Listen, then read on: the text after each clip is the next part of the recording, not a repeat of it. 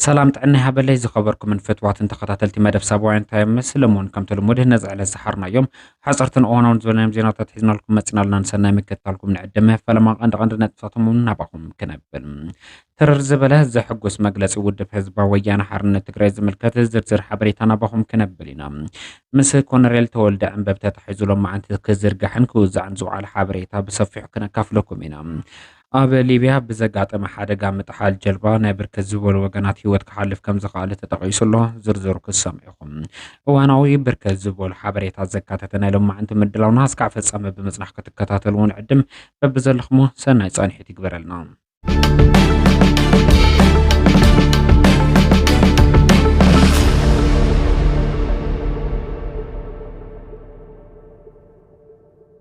ኣብ ገማግም ባሕሪ ሊብያ ብዘጋጠመ ሓደጋ 53 ሰባት ሂወቶም ምሕላፎም ተጠቒሱ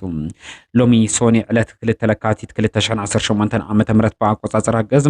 ኣብ ሰሜናዊ ምዕራብ ሊብያ ኣብ ጥቓ ከተማ ዝዋሪ ዘሕዝን ሓደጋ ከም ዘጋጠመ እዩ ዝተገለጸ ሓንቲ ብጎማ እትሰርሕ ጀልባ ስደተኛታት ጽዕና ክትጓዓዝ ከላ ብምጥሓላ ብውሕዱ 53 ሰባት ከም ዝሞቱ ወይ ድማ ደሃይም ከም ዝጠፉ እዩ አልጀዝራ ኣብ ጸብጻቡ ዘመላኸተ ኣብታ ጀልባ ካብ ዝነበሩ 55 ሰባት ውሽጢ ክልተ ሰባት ጥራሕ ከድሕኑ ከም ዝኽኣሉ እቲ ጸብጻብ የመላኸት ካብቶም ደሃይም ዝጠፉ 53 ሰባት ድማ እቶም ክልተ ህፃናት ምዃኖም እዩ ጸብጻብ አልጀዝራ ወሲኹ ዘመላኸት እዚ ሓደጋ እዚ ነቲ ስደት ናብ ኣውሮፓ ንምእታው ዝጥቀምሉ ማእኸል ባሕሪ ክንደየናይ ሓደገኛ ምዃኑ ዘመላኽት ምዃኑ ተጠቒሱሉ መንገዲ ባቡር ሱዳን ድሕሪ 2 ዓመትን መንፈቕን ስርሑ ምጅማሩ ተገሊጹ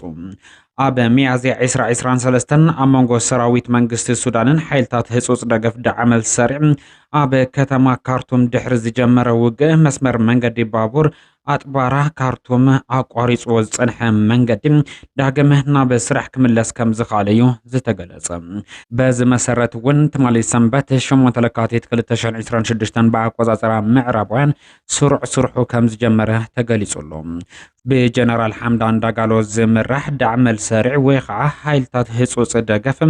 ብዝገጥሞ ዘሎ መጠነ ሰፊሕ ስዕርታት ካርቱም ሓዊሱ ንብርክት ዝበሉ ከባብታት እቲ ሃገር እንዳለቐቐ ኣብ ዝርከበሉ እዋን ምዃኑ ድማ ንህዝቢ እቲ ከባቢ ተስፋ ዝሃበ ምዃኑ ተገሊጹሉ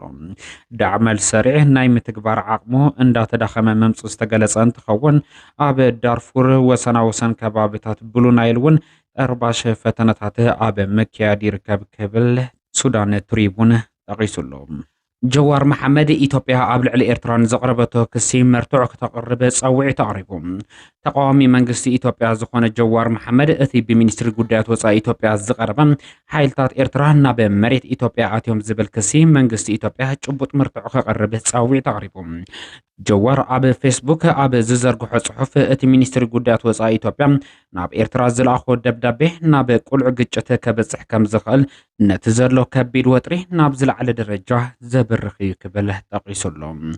نتي كاب مينستري جودات وصا إثيوبيا ناب إيرترا مزن استلاخ دبدبه داغم مرميري لهم قدمي وقعو مأواج كوينات كقرب زخل كبير متنقاطه مخوان دما تجنزيب يلخ زبل الجوار اتدبدب عب زحلفو معالتات عطقات حيلتات إيرترا دوب السمين مبرقه ناب مريت إثيوبيا ورار كم زكايرون عب دوب السمين معرب مزركبو جوجلتات عمستين حبر وفرتات كم زقبرو زخصص مخوانا مراخيتلو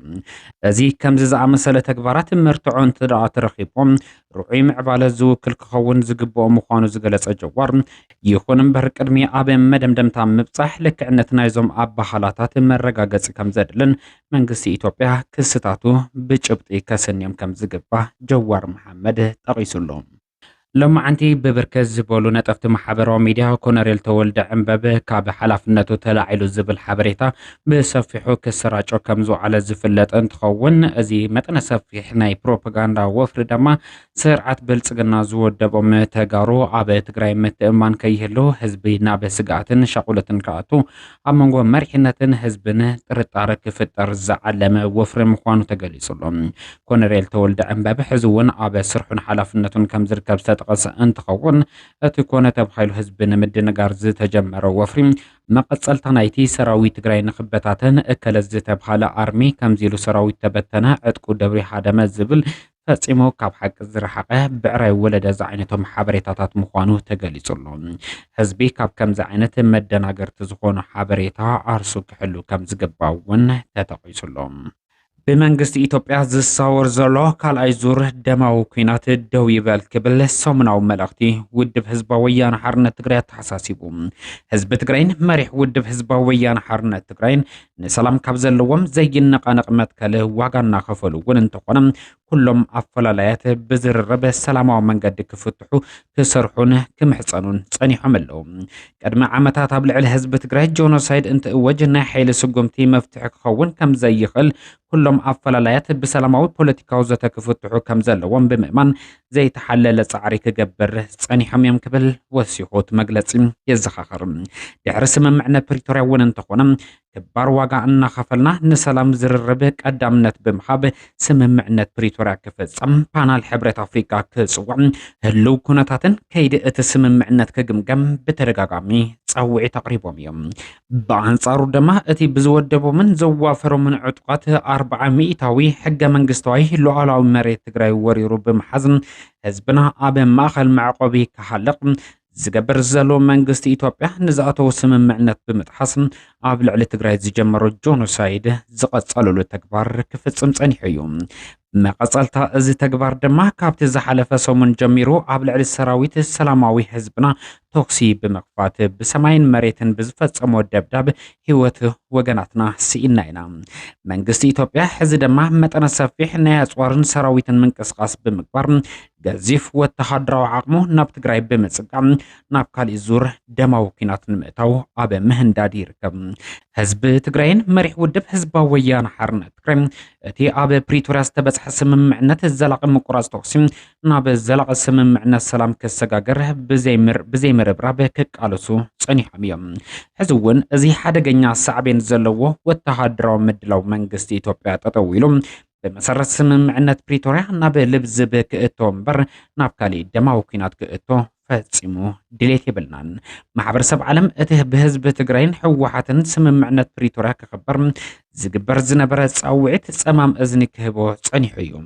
ابز حز اوان ودو حبرات هاجرات حبرت افريكان امريكان نتحز زمعبل زلو كنتات املكيتم زوصو متحساسبي صبو جمارو خوينم محبر سب عالم كاب متحساسبي زسغره ጭቡጥ منقسقاس بمግባር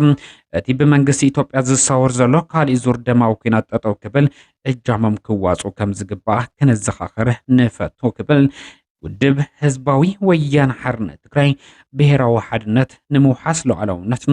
ዘለዓለማዊ ዝኽርን ሞገስን ንስዋዕትና ብምባል ኣብ ዝዛዘሞ መግለጺ ጠቒሱሎም